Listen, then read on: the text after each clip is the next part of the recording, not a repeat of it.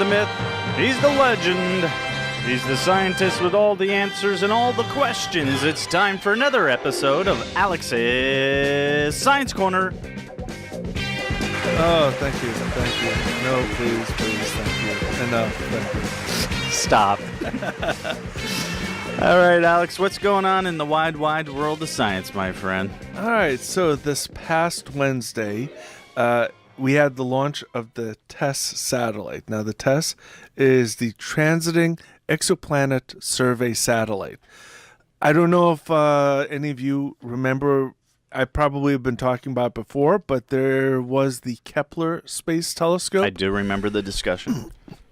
And Kepler was looking at one very, very small patch, like about a postage stamp size. If you hold a postage stamp out at arm's length in the sky, Kepler satellite was looking at that one spot in space for planets. And it found over 1,000. It's probably the best satellite we've ever had for finding planets. This new satellite that we're sending up is going to be checking a whole bunch of space around our sun.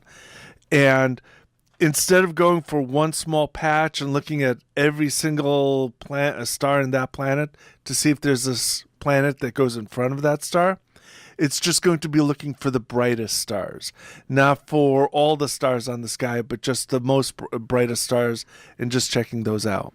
Now, why the brightest?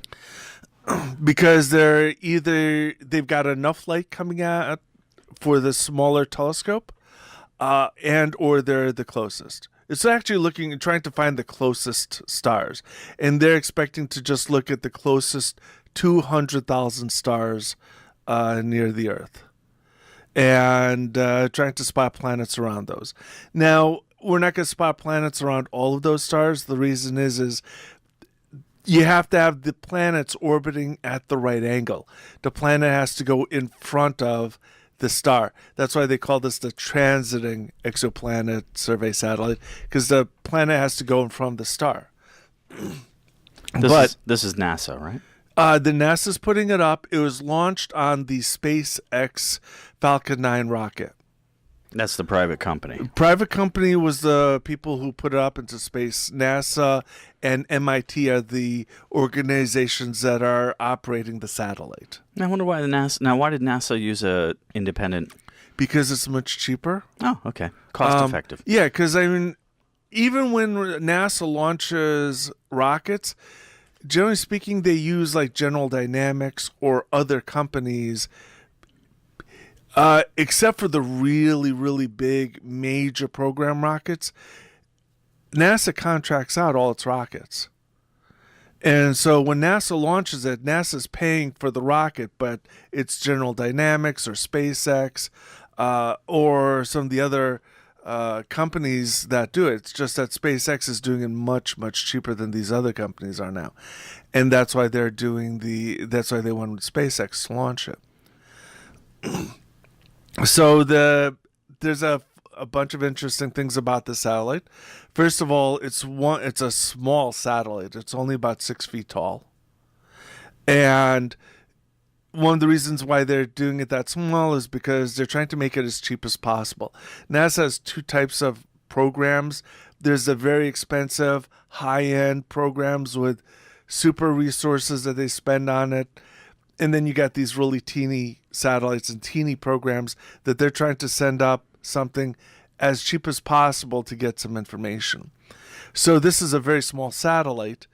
And to make it go into a proper orbit, because it's so small and so cheap, they have a very small antenna on it. And they want the satellite to take its measurements far away from Earth. But the antenna is too small for it to get the signal from Earth. So what it's doing is it's on this really weird orbit that it's going to be far away for half the time, and then it comes in real close. So it takes 2 weeks for it to do an orbit. And then once every 2 weeks, it comes in close enough to Earth that it can transmit the data and then swings back out again and starts taking measurements again. Yeah, how soon until they start getting data? Well, they're going to start taking data in the next 2 weeks or so. They're going to start getting data. But one of the things about the transiting planet method, you're looking at a star and waiting for that 10, 15-minute block when the starlight dips because a planet is going in front of it.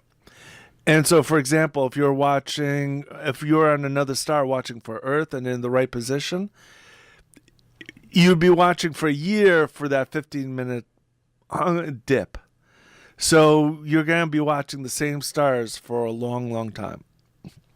So it'll start collecting data in about a week or two, but we won't know if it spotted anything for about a year, because that's how long it needs to collect data to see if something is coming up. And then it'll start checking another part of the sky. And the main reason for all of this is it's trying to spot stars that we can spot planets in. Once we've spotted it, it's going to pass off that information to other teams and other observatories, and they're going to be watching those particular stars that this planet finds a star system that has a planet, and then these other observatories are going to be then watching for that transit, because with the higher end systems that you can have in ground observatories, you can then start to pick out information about the atmospheres of the planets that are transiting. It's a lot tougher to do now, but that's why the other reason why they're going for the brightest stars, because they'll give us more information coming from the planets if it transits in front of them. Interesting. So next up is one little quick story. It's on Tuesday, the 24th, is going to be the 28th anniversary of the Hubble Space Telescope. So NASA is releasing a whole bunch of new Hubble images to go along with the anniversary. So go online and check out those pictures. They're always beautiful.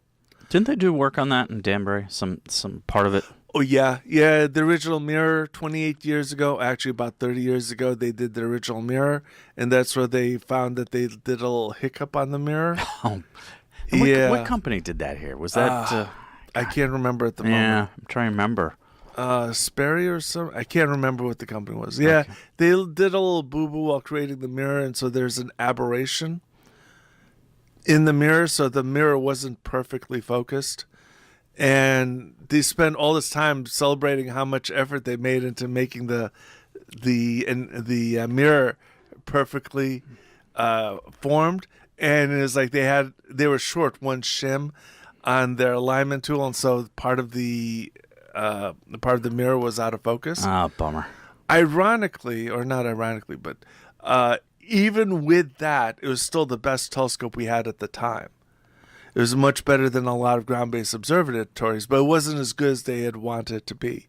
But after the first servicing mission that they sent up, they put in these correction lenses or correction mirrors that adjusted for that, and then afterwards it's been one of the best telescopes.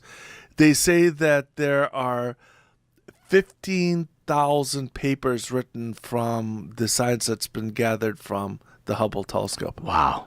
So, and we get to talk about maybe one or two of them a year. All right. Well, then I'm going to deem that as success. Yeah. All right. All right. If you have any questions about these two stories or anything else science related, it looks like the phones are already lighting up. Feel free to call 203-837-9924.